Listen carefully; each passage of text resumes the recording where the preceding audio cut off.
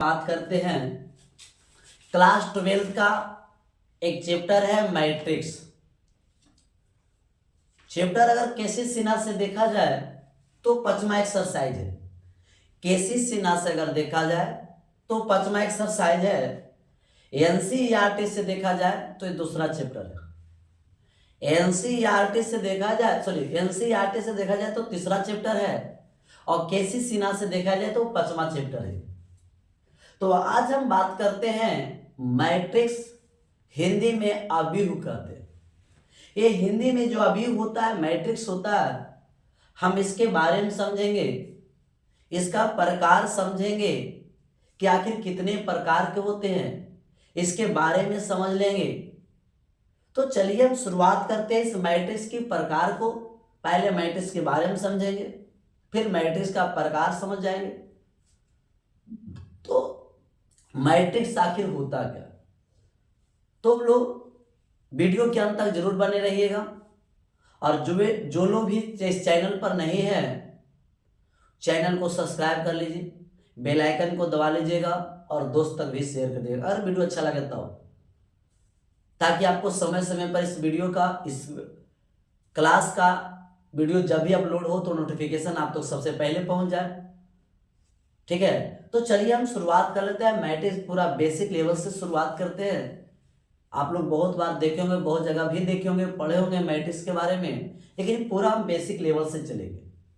वो पूरा easy way में चलेंगे, पूरा आसान भाषा में चलेंगे। अगर मैट्रिक्स क्या होता है, पूरी एकदम अपने एकदम ठेठ भाषा से कर सकते, उस भाषा में हम समझने का प्रयास करेंगे। तो चलिए हम पहले मैट्रिक्स समझ लेते हैं। ठीक है, मैट्रिक्स के होता क्या है। और जो बायोलॉजी से स्टूडेंट इंटर का है, वो बायोलॉजी का भी क्लास चलता है, तो बायोलॉजी का भी वीडियो आप लोग देख सकते हैं। ठीक है, तो चलिए हम मैट्रिक्स को पहले समझेंगे, अव्यूह को समझेंगे कि अव्यूह क्या होता है, मैट्रिक्स क्या होता है। तो मैट्रिक्स का हम यहाँ पर अगर परिभाषा देखा जाए कि मैट्रिक्स का परिभाषा क्या होता है, तो इसमें मैट्रिक्स की परिभाषा को अगर हम समझा जाए कि मैट्रिक्स है क्या, तो वस्तु या संख्याओं का एक संग्रह होती है। वस्तु या संख्याओं का कोई संग्रह होती है, इकट्ठा होती है, जिसको वर्गाकार या आयताकार में लिखा जाता है। हम कोई वस्तु को ले, कोई व्यक्ति को ले, वस्तु, व्यक्ति या संख्या हो, उसको इकट्ठा करो, लेकिन वो कैसी इकट्ठा होनी चाहिए, कैसी समूह होना चाहिए, जो आयताकार में हो या वर्गाकार में। हम जैसे 20 आदमी है तो उसको खड़ा करेंगे तो एक सिस्टम से करेंगे, चाहे तो आयत के रूप में खड़ा करें, लंबाई ज्यादा करके चौड़ाई कम लेंगे, या तो उसको वर्ग के रूप में सजाएंगे। तो हम इसकी परिभाषा को समझ लेते हैं कि आखिर होती क्या। तो कह सकते हैं वस्तु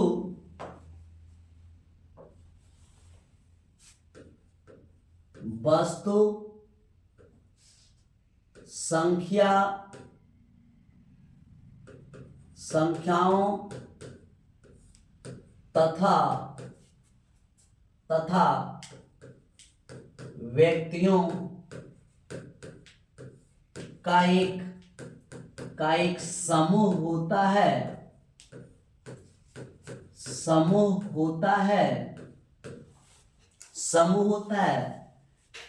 जिसमें समूह या सजावट होता है। और थोड़ा सा यहां बढ़ा देना,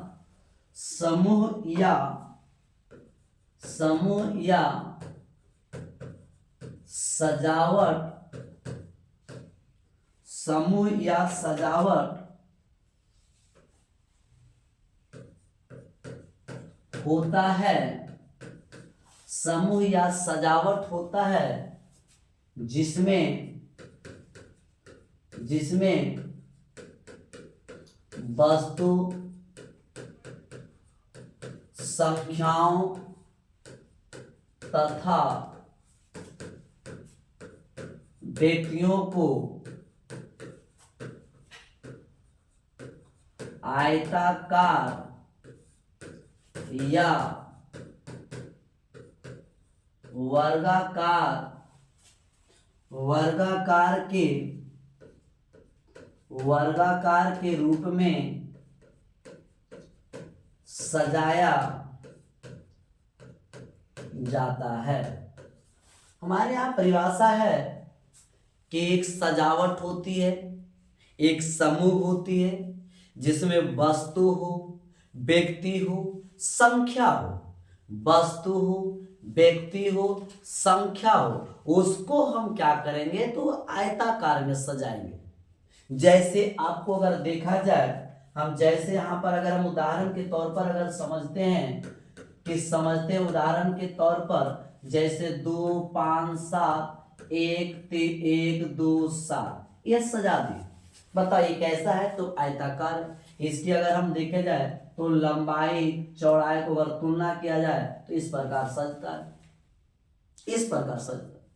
हम कोई और सजाते हैं 2 5 4 3 तो 2 ऐसे, 2 संख्या ऐसे, 2 संख्या ऐसे, 2 संख्या, ये वर्गाकार के रूप में सजा है। कभी भी आपको ऐसे नहीं सजा सकते हैं जैसे 2 आदमी है और यहाँ पर 2 आदमी यहाँ पर ऐसे मिलाएंगे, कभी एक गलत हो जाएगी। ये अगर की बात करते तो गलत हो जाएगा, गलत हो जाएगा। तो जब भी आपको वस्तु को सजाना हो, व्यक्ति को सजाना हो, संख्या को सजाना हो, या तो वर्गाकार के रूप में रह सकता है या तो आयताकार के रूप में सजाया जा सकता है, या तो वर्गाकार के रूप में सजाया जा सकता है या तो आयताकार के रूप में सजाया जा सकता है। कभी भी आपको इस टाइप को नहीं सजा सकता कि 3 आदमी फर्स्ट लाइन में 2 लाइन सेकेंड, ऐसा कभी नहीं सजा सकता। जब भी आपको सजाना हो तो वर्गाकार या आयताकार, तो आपको समझ में आएगा कि हम लोग का मैट्रिक्स होता है क्या। मैट्रिक्स एक सजावट होती है, एक अरेंजमेंट होती है, एक अरेंजमेंट जो वस्तु को, संख्या को हम सजा सकते हैं, बैठा सकते हैं। और कैसे सजा सकते हैं, कैसे बैठा सकते हैं, यहाँ पर डिपेंड करता है। ठीक है, या तो वर्ग के रूप में सजा सकता है या तो आयत के रूप में सजा सकता है। तो ये तो इसका तरीका है। ठीक है, तो यहां से आपको समझ में आ गया होगा। और हम अगर इसका और भी उदाहरण आप ले सकते हैं तो चलिएगा, अब इसमें हम कुछ और बातें को ऐड करेंगे। तो अब इसमें और क्या बातें आएगी जो बहुत इंपॉर्टेंट बातें होंगी यहाँ पर समझना। वस्तु संख्याओं का समूह होती है, सजावट होती है, अरेंजमेंट होती है, आयताकार या वर्गाकार के रूप में सजाया जाता है। जिस प्रकार आपको उदाहरण दिया हुआ है, यहाँ पर देखो क्या लिखा हुआ है, 2 है, 5 है, 7 है, यहाँ पर 7 है, 2 है, 1 है, यहाँ पर 2 है, 5 है, 4 है, 3 है, ये सबको मिलाए तो ये आयत बन गई, वर्ग बन गया। तो कैसे भी तो आप सजा सकते हैं, कैसे भी, ये मतलब कुछ भी नहीं। आपको समझ में आ गया। मेन यही चीज समझना होता है मैट्रिक्स में। अब मैट्रिक्स में अगर समझना होता है तो मैट्रिक्स में और कौन कौन सी बात को हमको ध्यान देना है। मैट्रिक्स में और बात को ध्यान देना है कि जो मैट्रिक्स का जो सदस्य होती है ना, उसे हमेशा, मैट्रिक्स में जो सदस्य होती है उसे हमेशा किस रूप में लिख सकते हैं। तो हमेशा उसका सदस्य जो होती है वो बड़ी कोष्ठ के, बड़ी ब्रैकेट के अंदर लिखा जाता है। मैट्रिक्स का जो सदस्य होती है, मैट्रिक्स का जो संख्या होती है, मैट्रिक्स के अंदर का जो व्यक्ति होते हैं, एलिमेंट ऑफ मैट्रिक्स जो कहते हैं, तो उसको हम किसके अंदर लिखे जा सकते हैं, बड़ी कोष्ठ के अंदर। तो यहाँ पर हमारा पहला पॉइंट आएगा कि अभिहु के, यहाँ लिख सकते हैं अभिहु के सदस्य को बड़े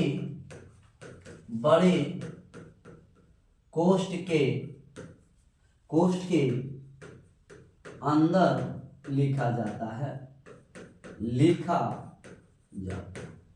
इस बात को ध्यान रखना, हमेशा बड़े कोष्ठ के अंदर लिखा जाता है।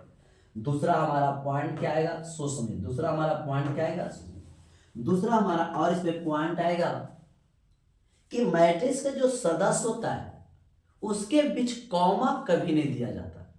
एक चीज और हम समझेंगे, अभिहु बोलो या मैट्रिक्स बोलो, बात एक ही है। अभिहु के सदस्य के बीच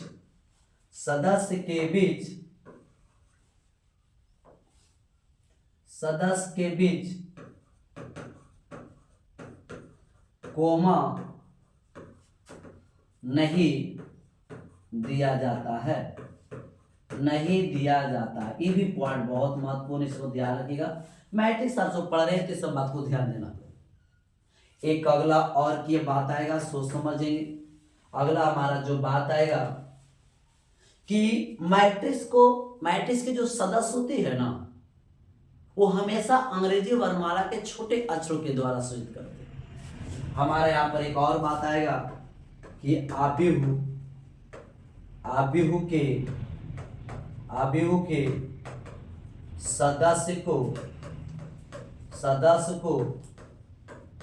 अंग्रेजी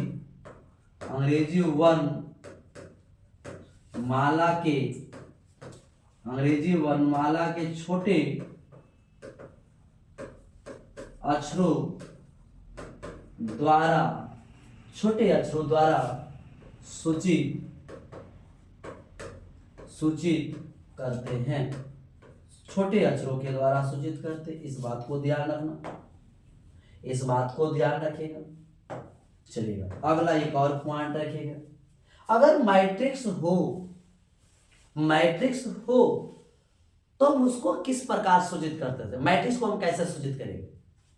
तो मैट्रिक्स को अगर सूचित करना हो सदस्य को नहीं, मैट्रिक्स को, तो अंग्रेजी वर्णमाला के बड़े अक्षरों के द्वारा सूचित किया जाता है। अंग्रेजी वर्णमाला के बड़े अक्षरों के द्वारा हम सूचित किया जा सकता है।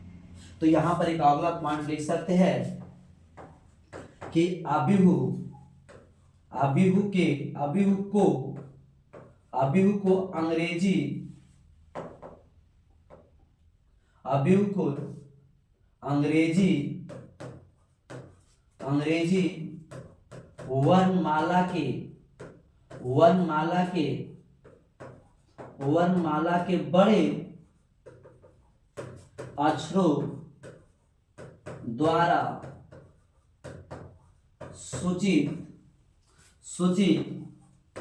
बड़े अक्षरों द्वारा सूचित करते हैं।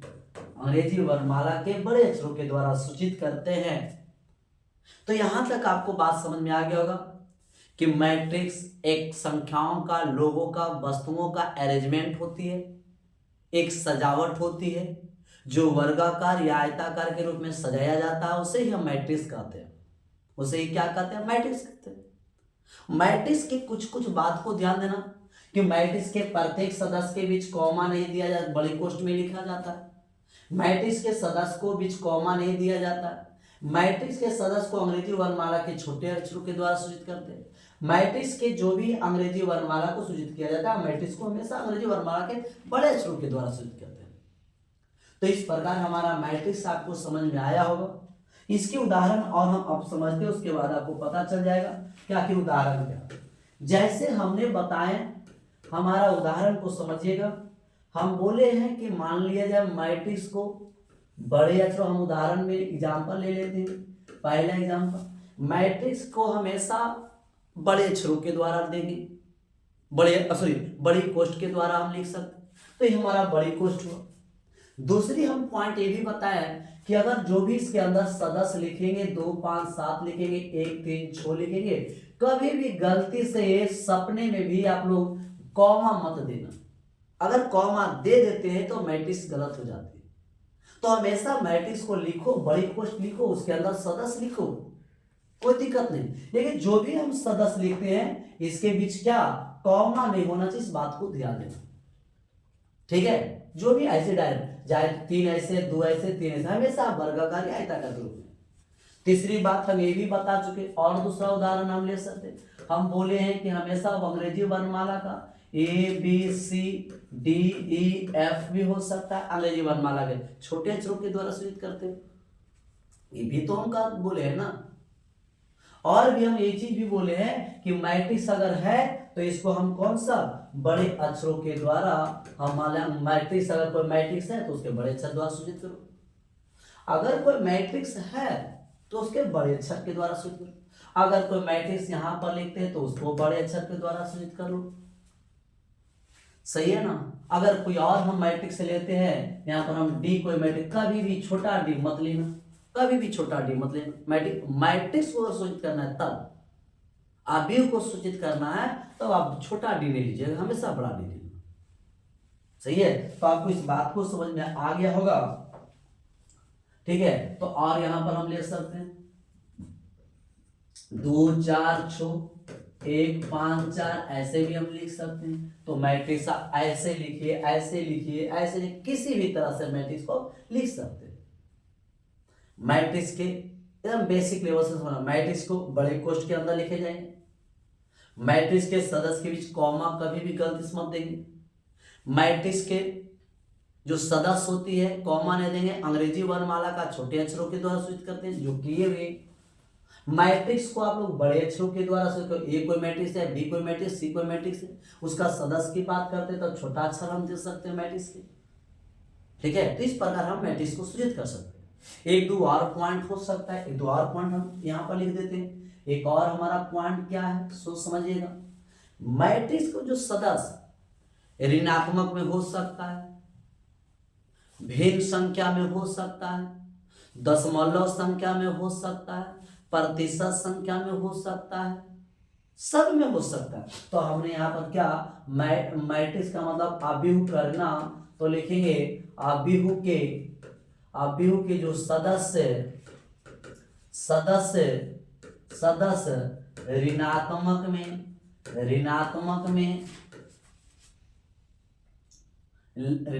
लिखा जा सकता है, ऋणात्मक में लिखा जा सकता है। एक पॉइंट ये भी होगा। दूसरा पॉइंट और भी हम लिख सकते हैं, थोड़ा सा हम लिख रहे हैं, बेसिक अभी हिसाब नहीं चल रहे हैं। मैट्रिक्स का जो सदस्य है भिन्न संख्या में हो सकती है, भिन्न संख्या में हो सकता है, कोई इसमें रुकावट नहीं। एक और पॉइंट क्या आएगा, एक और पॉइंट आएगा कि अभिहु के सदस्य जो होगा, जो भी मैट्रिक्स का सदस्य होगा, अब लोग मैट्रिक्स मत समझना, मैट्रिक्स होता है। ठीक है, तो अभिहु के सदस्य प्रतिशत में हो सकता है, ये भी बात ध्यान है, प्रतिशत में हो सकता है। एक और हमारा पॉइंट आएगा कि अभिहु के सदस्य जो है, सदस्य दशमलव में हो सकता है, दशमलव में हो सकता है। सब जैसे हम यहाँ पर अगर मान लिया जाए, ये हमारा कोई मैट्रिक्स ले लिए, ये हमारा कोई हम मैट्रिक्स यहाँ पर ले लिए, यहाँ पर देखिएगा, यहाँ 2 लिए, -7 ले सकते हैं, 0.1 ले सकते हैं, 3 ले सकते हैं, 1/2 ले सकते हैं, -3 ले सकते हैं, 7 15 1/2 ले सकते हैं। तो ये कुछ भी तरीका से आप लिख सकते हैं, इसमें कोई रुकावट नहीं। मैट्रिक्स के सदस्य को ऋणात्मक लिख सकते हैं, धनात्मक लिख सकते हैं, बटा में लिख सकते हैं, पर दशमलव में लिख सकते हैं, प्रतिशत लिख सकते हैं। तो हमारी जो इतना बातें हमने भी भूख रहे हैं, तो आपको समझ में आ गया होगा कि आखिर मैट्रिक्स क्या होती है। मैट्रिक्स है क्या, एक अरेंजमेंट होता है, एक होता है सजावट होती है, बस। तो और भी सजावट कैसा हो, या तो वर्गाकार हो, या तो इसमें 3 इधर, मतलब 3 इधर, इसको सजाइएगा ना, तो एक क्या बनेगा, एक वर्ग बन जाएगा। क्या बन जाएगा, एक वर्ग बनेगा। तो ये क्या होती है, हमारा सजावट होती है, इसी को तो हम मैट्रिक्स कह सकते हैं। तो आपको समझ में आ गया होगा कि मैट्रिक्स क्या है। मैट्रिक्स की पूरी हम बेसिक बातें बता चुके हैं, इसकी संख्या, सजावट, लिखावट, सदस्य, ये सब आपको पता चल गया। अब हमारा एक और बात है, आपको समझना होगा कि मैट्रिक्स का एक आता ऑर्डर, जिसे हम लोग हिंदी में कहते हैं कोटि। मैट्रिक्स का कोटि क्या है, ऑर्डर क्या है। मैट्रिक्स का कोटि क्या है, ऑर्डर क्या है, उस पॉइंट को समझेंगे तो फिर आएगा मैट्रिक्स का काइंड ऑफ मैट्रिक्स का प्रकार आएगा। तो फिर मैट्रिक्स का जब प्रकार समाप्त करेंगे, तब जाकर हम एक्सरसाइज 5.1 स्टार्ट करेंगे।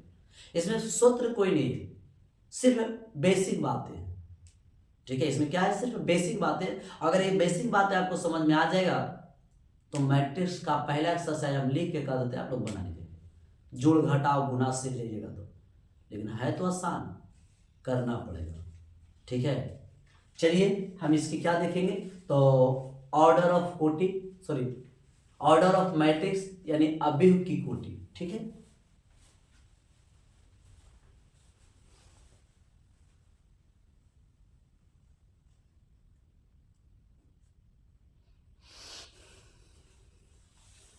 सर ठीक है ना, ठीक है ना,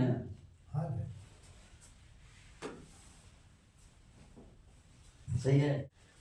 चलिए अब हम बात करते हैं ऑर्डर ऑफ कोटि, सॉरी ऑर्डर ऑफ मैट्रिक्स, अभिव की कोटि। देखते हैं अभिव का कोटि क्या है, ऑर्डर ऑफ मैट्रिक्स क्या है। ये टॉपिक आपको समझना बहुत जरूरी है क्योंकि मेन बेसिक यही है।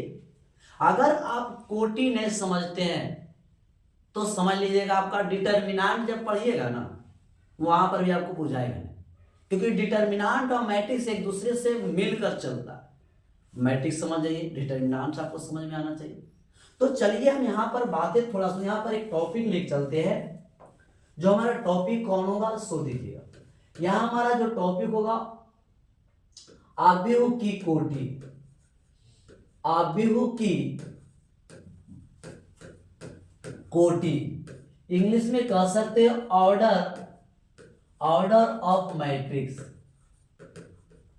ऑर्डर ऑफ क्या कह सकते हैं, मैट्रिक्स कह सकते हैं, ऑर्डर ऑफ मैट्रिक्स अभिव की कोटि।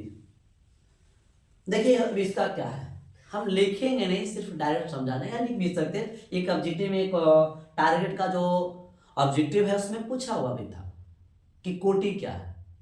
तो मैट्रिक्स के दाएं तरफ अगर हम मान लिया जाए, इसको हम उदाहरण को समझाते, ए कोई मैट्रिक्स है, ए हमारा कोई मैट्रिक्स है। ठीक है, मैट्रिक्स लिए इसके दाएं तरफ के नीचे वाला जो भाग होती है, दाएं तरफ का जो नीचे वाला भाग होती है, यहां एम गुना, यहां एम गुना एन के रूप में लिखना क्या कहलाता है, कोटि कहलाता है। ठीक है, क्या कहलाता है, कोटि। यही कोटि मैट्रिक्स का कोटि हो जाता है। तो इस बात को ध्यान देना कि किसी भी मैट्रिक्स के दायां तरफ, बायां तरफ नहीं, दायां तरफ नीचे वाला भाग, दायां तरफ के नीचे वाले भाग में अगर इसको हम देखा जाए, इसको अगर डिवाइड किया जाए तो दायां तरफ उसके नीचे वाला भाग एम गुना एन के रूप में लिख देना कोटि कहलाता है। परिभाषा में लिखेंगे, समझिएगा, आप लोग लिख सकते हैं सुन करके भी बात कि किसी भी मैट्रिक्स के दायां तरफ के नीचे वाला भाग पर एम गुना एन के रूप में लिखना ही मैट्रिक्स का कोटि कहलाता है, अभिव की कोटि कहलाता है। किसकी कोटि कहलाता है, अभिव की कोटि कहलाता है। सही है, तो ये जो अभिव की कोटि जो कहलाता है, इसको हम एम गुना एन के रूप में लिखते हैं। जहां एम क्या होती है सो समझना, यही चीज में समझना होता है। एम को हम लोग बोलते हैं रो, एम को हम लोग बोलते हैं रो, एन को हम लोग क्या बोलते हैं सो समझिएगा, एन को हम लोग बोलते हैं कॉलम, कॉलम। रो का हिंदी होता है पंक्ति, रो का हिंदी होता है पंक्ति, और कॉलम का हिंदी होता है स्तंभ, कॉलम का हिंदी होता है स्तंभ। रो का हिंदी पंक्ति और कॉलम का हिंदी होता है स्तंभ। तो ये दोनों को लिखना कोटि कहलाता है। और पंक्ति जो होती है ना वो पड़ी रेखा के रूप में लिखा जाता है, पड़ी पड़ी पड़ी रेखा के रूप में लिखा जा सकता है, इस बात को देना। स्तंभ जो होता है ना वो खड़ी रेखा के रूप में, खड़ी रेखा के रूप में। ठीक है, एक से अधिक अगर रो है, एक से अधिक अगर कोई रो है तो उसको हम लोग R1, R2, R3, द्वारा सूचित करते हैं। एक से अधिक अगर कॉलम है तो उसे C1, C2, C3 के द्वारा सूचित किया जा सकता है। तो यही हमारा क्या कहलाता है, कोटि कहलाता है। यदि कोई मैट्रिक्स लिखा हुआ उसके दाएं तरफ का नीचे वाला भाग पर, दाएं तरफ के नीचे वाले भाग पर, दाएं तरफ के नीचे वाले भाग पर m गुना n के रूप में लिखना अवयव की कोटि कहलाता है। और इसे हमेशा m गुना n के रूप में लिखा जा सकता है। इसे m गुना n के रूप में लिखा जा सकता है, जहां m को हम लोग रो कहते हैं, n को हमें कॉलम कहते हैं। रो का हिंदी पंक्ति होता है, कॉलम का हिंदी स्तंभ होता है। कॉलम का हिंदी स्तंभ होता है, और यही स्तंभ को हम लोग पड़ी रेखा कहते हैं, कॉलम को हम लोग खड़ी रेखा कहते हैं। क्या कहते हैं, पड़ी रेखा और खड़ी रेखा कहते हैं। क्लियर है हमारी बात को। अब जैसे मान लिए कोई और मैट्रिक्स हम ले लिए, इसका उदाहरण में मान लिया, उदाहरण में b बराबर कोई मैट्रिक्स लिखे हैं। अब देखना 1 3 4 6 2 8, ये कोई मैट्रिक्स हम लिखे हैं। ये क्या लिखे हम, कोई मैट्रिक्स लिखे हैं। अब इस मैट्रिक्स को देखना कैगो पड़ी रेखा है, तो एक पड़ी रेखा इस मैट्रिक्स का देखो, एक पड़ी रेखा और एक पड़ी रेखा, ये दो को पड़ी रेखा में है। दो पड़ी रेखा में टोटल सिमट गया, तो इसका दो, तो इसको दो, हम दो पड़ी रेखा है, इसको हम इसको जरा m के द्वारा, दो पड़ी रेखा है मतलब दो गो पंक्ति है, मतलब दो गो रो है। हम बार बार बोल रहे हैं पड़ी रेखा, पड़ी रेखा को हम लोग रो कहते हैं, दो गो पड़ी रेखा। अब खड़ी रेखा की हम बात कर लेते हैं, तो हमारा अगर खड़ी रेखा की बात होती है, एक खड़ी रेखा, दो खड़ी रेखा, तीन खड़ी रेखा, तो यहाँ पर हम 3 लिखेंगे। ठीक है, तो खड़ी रेखा जो होती है कॉलम की चर्चा होती है। अब यहां से आपसे पूछा जाए कि बताना यहाँ पर रो कितना है, तो आपका रो जो है वो 2 है। आपसे पूछा जाएगा कि कॉलम आप लोग को कितना है, तो कॉलम आप लोग का 3 है, यानी m का मान 2 हो जाएगा, n का मान आप लोग से 3 हो जाएगा। ठीक है, m का मान आपसे 2 हो जाएगा, n का मान आपको 3 हो जाएगा। तो इस प्रकार से हमारा क्या है, कोई मैट्रिक्स को पता चला, मैट्रिक्स के ऑर्डर को पता चला। आपको उदाहरण समझ में आ गया। हम एक और उदाहरण आपसे लेते हैं, इधर दूसरा उदाहरण ले लेते हैं। मान लिया C बराबर पर मैट्रिक्स लिखा हुआ है, यहाँ पर 2 है, 1 है, 4 है, 3 है, इतना बस ऐसे लिख लो, बस इतना। अब बताइए कोई मैट्रिक्स है, ये आपका कोई मैट्रिक्स है, इसका ऑर्डर क्या है, इसका ऑर्डर क्या है, आपसे ऑर्डर पूछेगा, कोटि पूछेगा कि कोटि क्या है। तो इसका कोटि कैगो खड़ी पड़ी लाइन, 1 और 2 को पड़े, मतलब R1 R2, और R1 R2 इसका मतलब 2 को है, तथा लिखेंगे 2, क्या लिखेंगे 2। 2 को पड़ी रेखा है, मतलब रो का मान 2 है, खड़ी रेखा कैगो है 2 है, तो एक खड़ी रेखा 2 है, तो 2 है, कॉलम भी 2 है, तो इसका ऑर्डर 2। तो ऑर्डर को हम लोग m का मान यहाँ पर लिखते हैं 2, और n का भी मान 2 ही होगा। ठीक है, तो आपको रो और कॉलम आपको समझ में आ गया कि रो क्या है, कॉलम क्या है, रो क्या है, कॉलम क्या है, इस बात को आपको समझ में आ गया होगा। रो को हम लोग पड़ी रेखा और कॉलम को हम लोग खड़ी रेखा, और दोनों मिलाकर लिखना कोटि कहलाता है। दोनों मिलाकर लिखना कोटि कहलाता है, ऑर्डर कहलाता है। और ऑर्डर हमेशा m गुना n के रूप में लिख सकते हैं, जो m का मान आपको मिल गया। तो आपको कोटि समझ में आ गया। अगर कोटि की परिभाषा लिखा जाएगा, कोई पूछेगा, तो किसी भी मैट्रिक्स के दाएं तरफ के नीचे वाले भाग में m गुना n के रूप में जो लिखा जाता है, उसी को हम लोग ऑर्डर ऑफ मैट्रिक्स कहते हैं। और हमेशा मैट्रिक्स को m गुना n के रूप में ही सूचित किया जाता है, जहां m रो को रिप्रेजेंट करता है, n कॉलम को रिप्रेजेंट करता है। रो हमारा पड़ी रेखा में हो सकती है, और कॉलम हमेशा खड़ी रेखा में हो सकती है। अगर कोई मैट्रिक्स में देखना कि कै गो पड़ी रेखा है, वो रो कहलाएगा। कोई मैट्रिक्स में देखना कि कै गो खड़ी रेखा है, वो कॉलम आपको कहलाएगा। तो यहां तक आपको बात समझ में आ गया होगा। तो आज हम सिर्फ इंट्रो दिए हैं कि मैट्रिक्स क्या है, मैट्रिक्स में टर्म को समझाएं और उसके बाद उसका कोटि को समझाएं। इसके बाद का जो क्लास हम कल से लेकर आएंगे वो मैट्रिक्स का प्रकार, टाइप ऑफ मैट्रिक्स, तब जाके एक्सरसाइज शुरू होगा।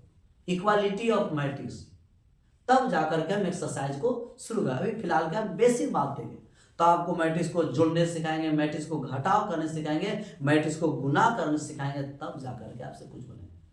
फिर मैट्रिक्स में इक्वेशन को हल करना है, फिर मैट्रिक्स में इनवर्स को निकालना है, बहुत मजेदार होने वाला है। तो आज हम सिर्फ ज़्यादा क्लास नहीं ले पाते हैं, आज हम क्लास यहीं तक रखेंगे। वीडियो अच्छा लगेगा तो कमेंट, लाइक, शेयर जरूर करिएगा और दोस्त तक जरूर पहुंचा, अंत तक जरूर वीडियो को देखिएगा। और जैसा रहेगा, अपने जैसा वीडियो लगा हुआ तो अपनी राय जरूर रखिएगा, तब हमको पता चलेगा कि हाँ वीडियो में और क्या कमी है, क्या छूट रहा है, क्या करना है। ठीक है, तो आज हम यहीं तक रहते हैं, फिर हम कल मिलेंगे।